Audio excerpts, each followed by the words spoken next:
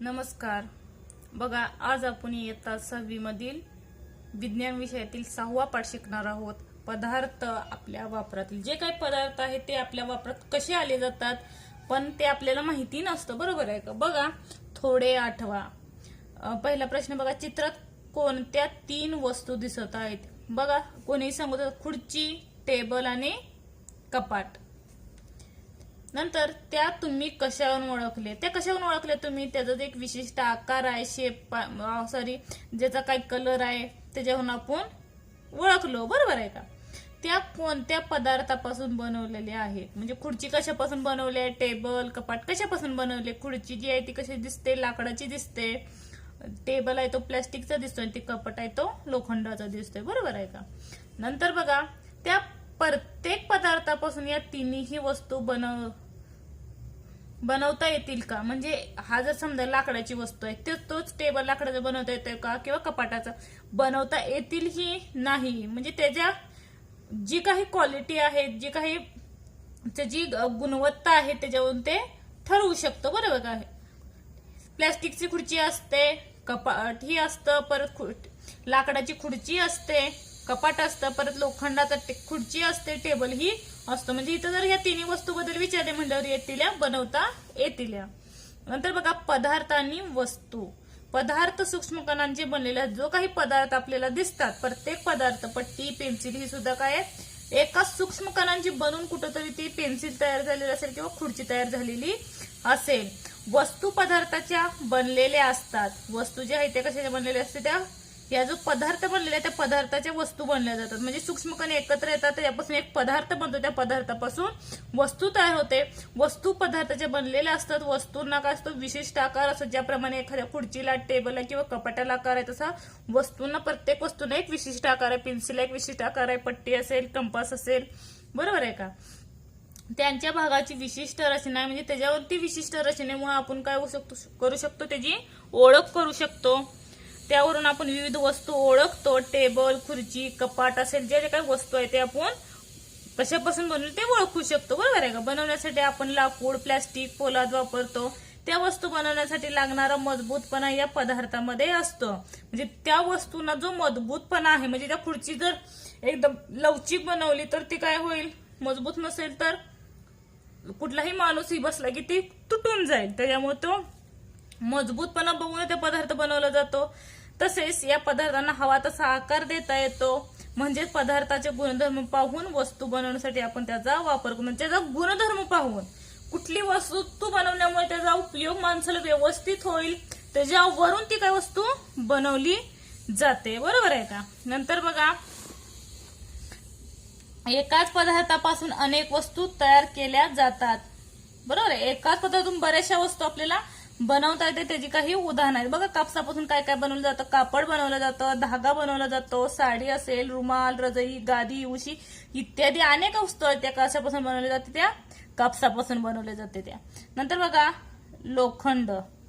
लोखंडापासून काय बनवलं जातं? बांधकामाची जी सळई असते ती लोखंडाची असते. तवा, मोटार गाड्यांचे विविध भाग, विजेचे खांब, टेबल, कपाट इत्यादी बरेचसे आपल्या ज्या काही घरी वस्तू जर बघितल्या, कंपास मधील ज्या वस्तू असतील, कुठल्या शार्पनरचा जो मधला जो टोक काढायला जे वापरतात ते सुद्धा लोखंडाचंच असतं.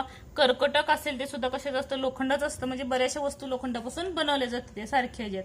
अल्युमिनियम, स्वयंपाकघरातील भांडी, वीज वाहक तारा इत्यादी. नंतर बघा, पदार्थाच्या गुणधर्माचा अभ्यास करून आपल्याला उपयोगानुसार योग्य असे पदार्थ निवडता येतात. आपल्या वापरातील पदार्थाचे वर्गीकरण प्रामुख्याने नैसर्गिक व मानवनिर्मित पदार्थ असे करतात. ज्या काही वस्तू आहेत त्या काही सूक्ष्म कणापासून बनलेल्या असतात, पण त्या काही मानवनिर्मिती आहे आणि काही निसर्गापासून मिळालेल्या सुद्धा आहेत. बघा, सांगा, पाहू. पहिला प्रश्न का बघा विचारलाय? चामडे, ताग, लोकर, कापूस व पाणी, माती, धातू या 2 गटातील नैसर्गिक पदार्थाचा कोणता फरक आहे? आपला पॉइंट क्लिअर झाला की हे समजेल. बघा, पहिल्यांदा नैसर्गिक पदार्थ हे सर्व कुठले पदार्थ आहेत? निसर्गापासून मिळाले, बघा. चामडे असेल, ताग असेल, लोकर, कापूस, पाणी, माती, जे काही धातू म्हणजे खनिज ती कुठून मिळालेत? निसर्गापासून मिळाले. ह्याचा कसा फरक करायचा हे हा पॉइंट घेतला की सर्व उत्तर तुम्हाला मिळतील. बघा, निसर्गात उपलब्ध असणाऱ्या पदार्थांना नैसर्गिक पदार्थ म्हणतात. बघा, नैसर्गिक पदार्थ कशाला म्हणतात? जे काही निसर्गात उपलब्ध आहे त्याच्यावर मानवाचे काहीही हक्क नसतो, ते निसर्गापासून मिळलं जातं, ते उपलब्ध आहे त्या पदार्थांना नैसर्गिक पदार्थ म्हणतात. त्यापैकी पहिल्या गटातील पदार्थ हे सजीवापासून उपलब्ध होतात. हे 2 गट पाहिले, ते पहिला गट बघा कुठला आला? सजीवापासून उपलब्ध होतात. त्या सजीवांना पासून मिळणाऱ्या पदार्थांना जैविक पदार्थ म्हणतात. जे सजीवापासून मिळतं, कुठलं असेल? चामडे, ताग, लोकर, हे कशापासून मिळतं? सजीवापासून मिळतं, बरोबर आहे का? त्यांना काय म्हणलं जातं? जैविक पदार्थ म्हणलं जातं. लक्षात ठेवा, सजीवापासून मिळणाऱ्या पदार्थाला जैविक पदार्थ म्हणतात. नंतर बघा, हवा, पाणी, माती हे पदार्थ सजीवापासून मिळत नाहीत. हवा, पाणी हे सजीवापासून मिळतात का? नाही. आपण त्यांना अजैविक पदार्थ म्हणतो. म्हणजे अजैविक मध्ये कुठले येतील? पाणी, माती व धातू हे कशात येतील? अजैविक मध्ये येतील. नंतर बघा, चामडे, लोकर व ताग, कापूस या पदार्थात काय फरक आहे? चामडे, लोकर व ताग, कापूस हे काय फरक दिसून येतो? जे पदार्थ प्राण्यापासून मिळतात त्यांना प्राणीजन्य म्हणतात. बघा, चामडे व लोकर हे कशापासून मिळतात? प्राण्यांचे जे काही कातड्या आहेत त्याच्यापासून चामडे व लोकर मिळते, बरोबर आहे का? तर वनस्पतीपासून मिळणारे वनस्पतीजन्य पदार्थ असे म्हणतात. म्हणजे ताग आणि कापूस हे कुठून मिळतात? वनस्पतीपासून मिळतात, म्हणून त्यांना काय म्हणलं जातं? वनस्पतीजन्य पदार्थ म्हटलं जातं. नंतर बघा, तिसरा प्रश्न, प्लास्टिक, नायलॉन, पितळ, सिमेंट हे या पदार्थ निसर्गात मिळतात का? नाही मिळत. प्लास्टिक, नायलॉन, पितळ, सिमेंट निसर्गात मिळतात का? नाही मिळत, कारण ते मानव निर्मित आहे. बघा पुढचा पॉइंट, मानव निर्मित. बघा, सतत नवीन गोष्टीचा शोध घेणे, जीवन अधिक सुकर करण्याचा प्रयत्न करणे हा मानवाचा स्वभाव आहे. बघा, म्हणजे जे काही वस्तू निसर्गात उपलब्ध आहे त्याच्यापासून नवीन पदार्थ घेण्याने आपलं जीवन काय करायचं? सुखकर म्हणजे सोयीचं बनवायचं. अशा स्वभाव कोणाचा आहे? मानवाचा आहे. अशा धडपडीतून मानवाने काही नैसर्गिक पदार्थाचा वापर करण्याबरोबर त्यावर प्रक्रिया करून नवीन पदार्थ तयार करा. म्हणजे निसर्गापासून मिळतात त्याच्यापासून काही त्यानं म्हणजे कृत्रिमरित्या प्रक्रिया करून निसर्गावरच आपल्याला सुखकर होईल असे पदार्थ त्यानं तयार केले मानवाने. असे काही पदार्थ वापरायला अधिक सोयीचे किंवा कमी खर्चात मुबलक प्रमाणात मिळू शकणारे असल्यामुळे त्यांचा मोठ्या प्रमाणावर उपयोग होऊ लागला. आणि हे मुबलक प्रमाणात खर्च म्हणजे खर्च सुद्धा कमी व्हायला लागला. त्याच्यामुळे मानवाला ते सोपंही जायला लागलं. त्याच्यामुळे त्याचा मोठ्या प्रमाणात काय माणूस उपयोग करू लागला. अशा मानव निर्मित पदार्थाच्या संख्या खूप मोठी आहे. अशा बऱ्याचशा निसर्गाला बघा तर थोड्याफारच आहे, तर मानव निर्मित जर बघत तर बऱ्याचशा अशा वस्तू आहेत की ते आपल्याला मोजता येत नाही. अशा एवढ्या मानवाने पदार्थ बनवले आहेत. बघा त्याची व्याख्या, उपलब्ध पदार्थ कुठला? जो काही निसर्ग आहे तो, त्यावर विविध प्रक्रिया करून तयार झालेल्या किंवा केलेल्या नवीन पदार्थाला काय म्हणत जातं? मानव निर्मित पदार्थ. नंतर बघा, पावसापासून संरक्षण करण्यासाठी पूर्वी म्हणजे पावसापासून संरक्षण करण्यासाठी मानव जे आहे ते पूर्वीच्या काळी गवत किंवा गोनपाटापासून बनवलेली इरली बघितली असेल, म्हणजे टीव्हीत वगैरे अजून दाखवले जातात बघा, इरली वापरली जात. म्हणजे पावसापासून संरक्षण, पाऊस जास्त लागत नव्हता. नंतर छत्री वापरात आली, नंतरच्या काळात छत्री वापरू लागले आणि आताच्या काळात काय वापरतात? रेनकोट, दप्तरे, वह्यांची कवरे यासाठी प्लास्टिकचा वापर केला जातो. म्हणजे दप्तर सुरक्षित राहावं किंवा त्याची वह्यांची कवर सुरक्षित राहावी यासाठी प्लास्टिकचा वापर केला जातो. नंतर बघा, नाजूक वस्तू, नाशवंत फळे इत्यादीसाठी पॅकिंगची गरज निर्माण झाली. म्हणजे कुठली? टीव्हीचा संच असेल, शीतकरण असेल किंवा रेफ्रिजरेटर असेल, कूलर असेल, फ्रीज असेल, नंतर एसी असेल, हे काय नाजूक वस्तू ते त्यांच्या संरक्षणासाठी पॅकिंगची गरज निर्माण झाली. त्यासाठी मोठमोठी खोकी व थर्मोकोल वापरात येऊ लागलं. त्याच्यामुळे मोठमोठी जी खोकी किंवा थर्मोकोल आपण पाहिलं असेल, थर्मोकोलचं पॅकिंग असतं टीव्ही वगैरे असेल आणि त्याच्यावर तो खोकी असते, म्हणजे ते वस्तू खराब होऊ नये म्हणून, नाजूक वस्तू असल्यामुळे. हे सर्व मानवनिर्मित पदार्थ आहेत. हे पदार्थ जलरोधी म्हणजे पाण्याला विरोध करणारे, वजनाने हलके व वाहतुकीसाठी सोयीचे असल्यामुळे त्याचा वापर वाढत आहे. नंतर बघा, जरा डोके चालवा. आपल्या वापरातील पदार्थचे वर्गीकरण कसे केले जाते यासाठी खालील तक्ता पूर्ण करा. बघा, आपल्या वापरातील पदार्थ हित मानव निर्मित म्हणल्यावर काही निसर्ग निर्मित, अजैविक, जैविक, वनस्पतीजन्य, प्राणीजन्य, लोकर नाही येईल, कापूस येईल वनस्पतीजन्य मध्ये, बरोबर आहे, कापूस, आणि इथं प्राणीजन्य चामडे. मानव निर्मित प्रक्रिया करणारे कुठलेही पदार्थ असतील ते मानव निर्मित मध्ये येतील.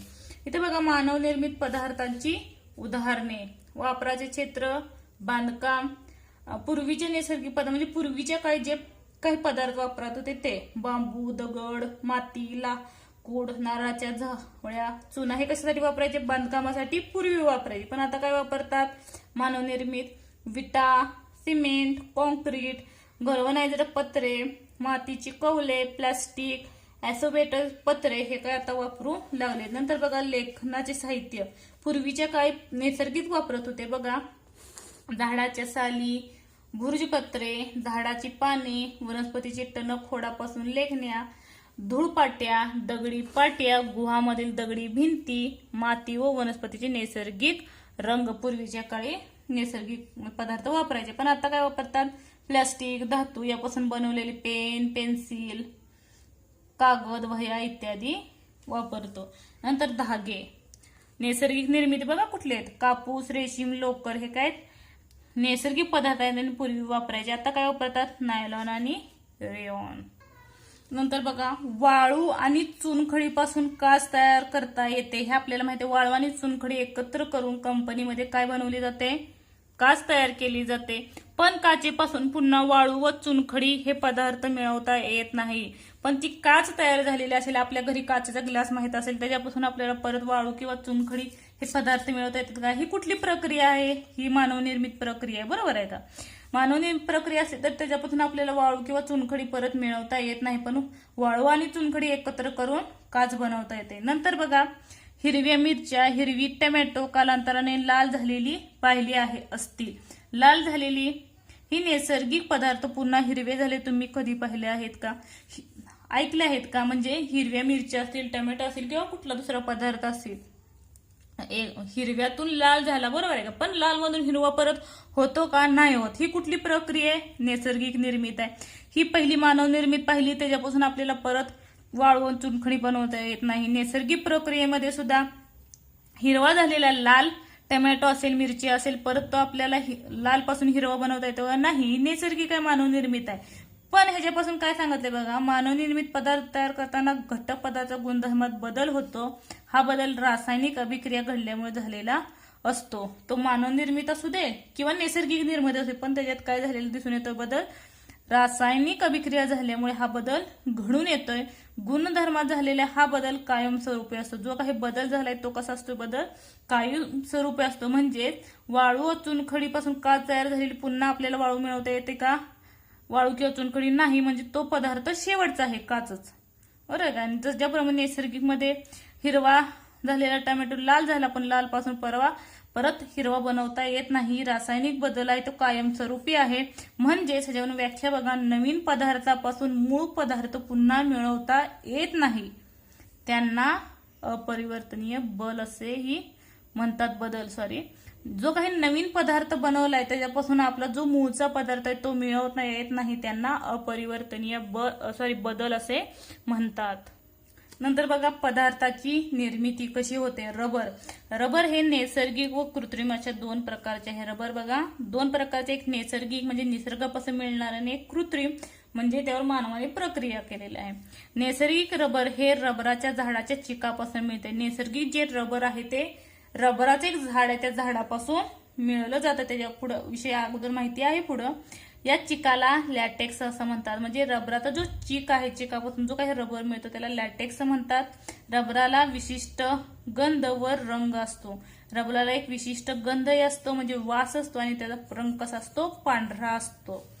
प्युअर म्हणजे निसर्गापासून मिळणार. नंतर बघा, व्हल्कनायझेशन प्रक्रिया. बघा, व्हल्कनायझेशन प्रक्रिया कशाला म्हणतात? या पद्धतीमध्ये रबर गंधकाबरोबर 3 ते 4 तास तापवला जातो. कोण?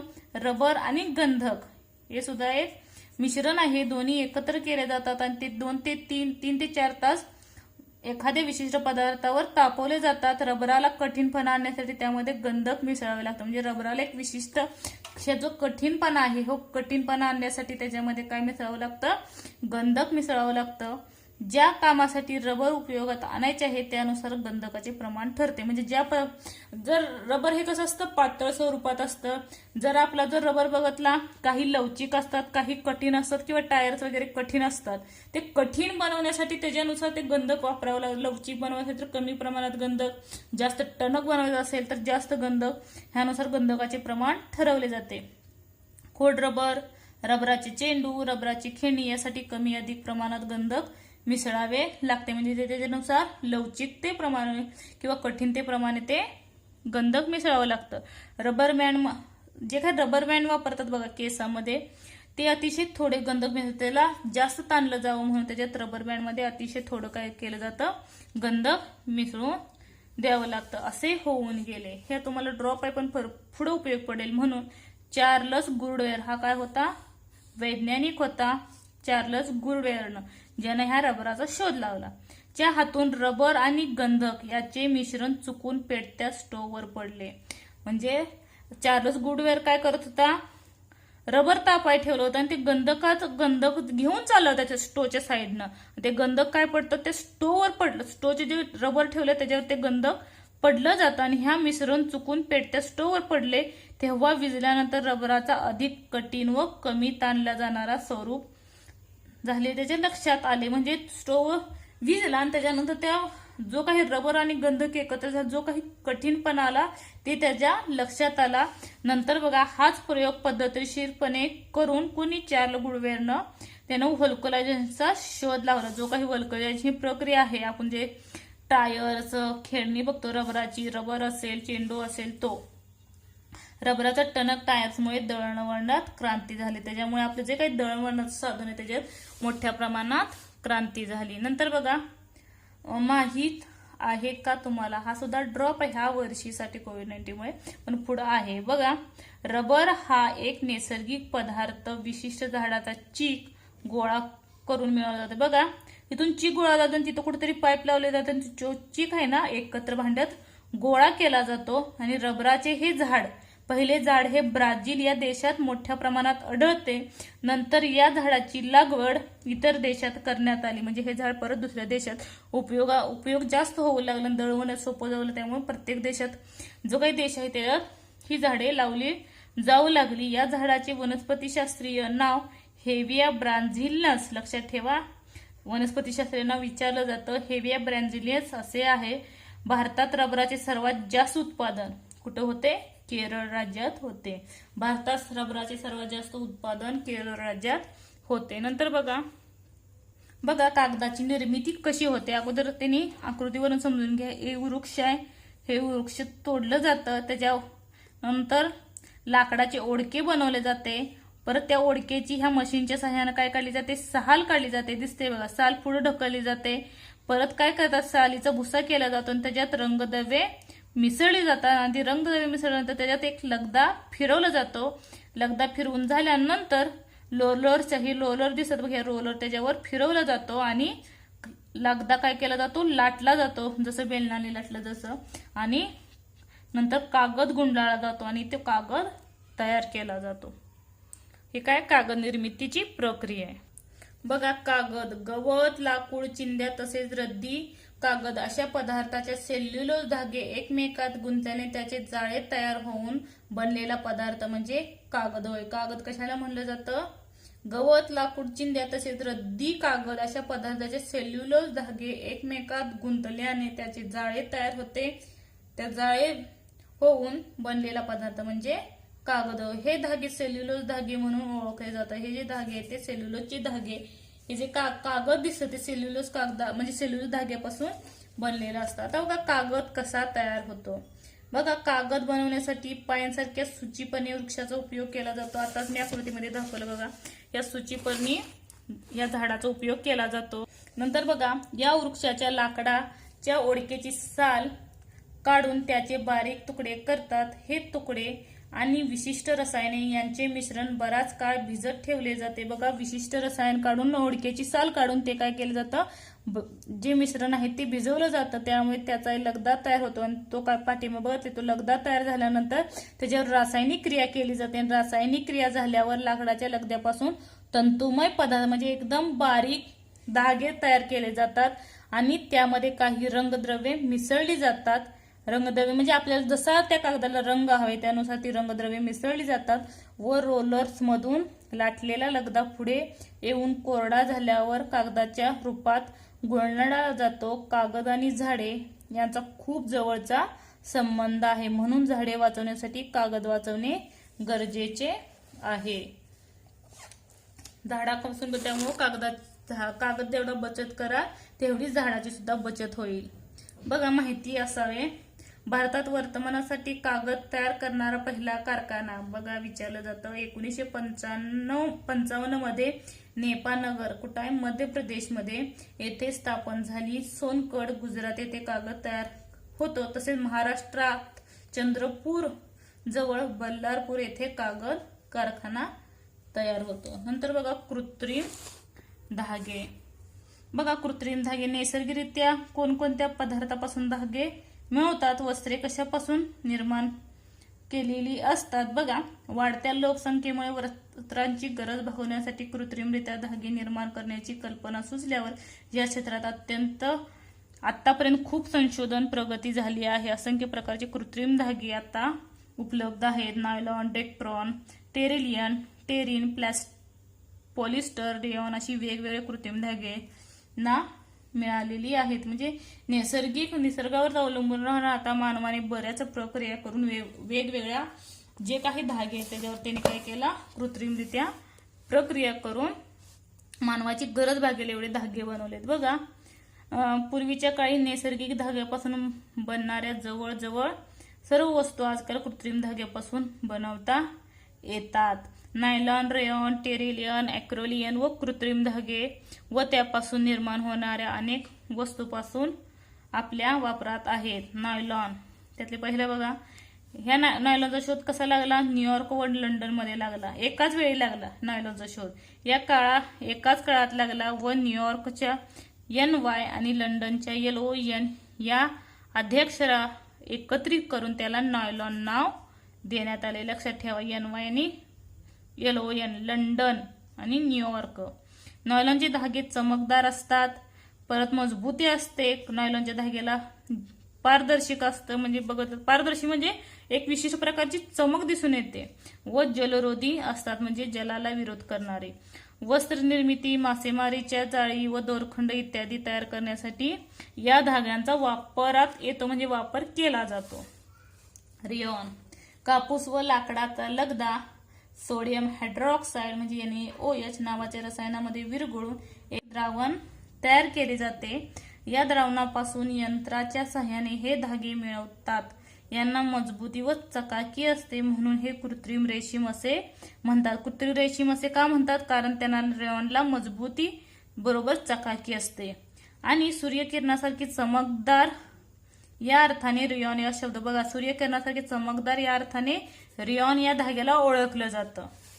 नंतर बघा, डेक्ट्रॉन, टेरिलियन व टेरिन खनिज तेलापासून मिळणारे विविध हायड्रोकार्बन्स घटकांचा बहुवार्षिक शुक्राला करण्यासाठी वापरा होतो. अशा बहुवार्षिक द्रावण बारीक छिद्रे असलेल्या चाळणीतून दाबतात. यातून तयार होणारे धागे थंड झाल्यावर त्याचा एक अखंड व लांब तंतू बनतो. या तंतूंना पीळ देऊन धागा बनवतात. निरनिराळ्या रसायने वापरून निरनिराळ्या गुणधर्माचे धागे बनवतात. या धाग्यांना डेक्ट्रॉन, टेरिलियन, टेरिन अशी विविध नावे मिळाली आहेत. त्यातला हायड्रोकार्बन्स म्हणजे काय, खनिज तेलापासून मिळणारा घटक.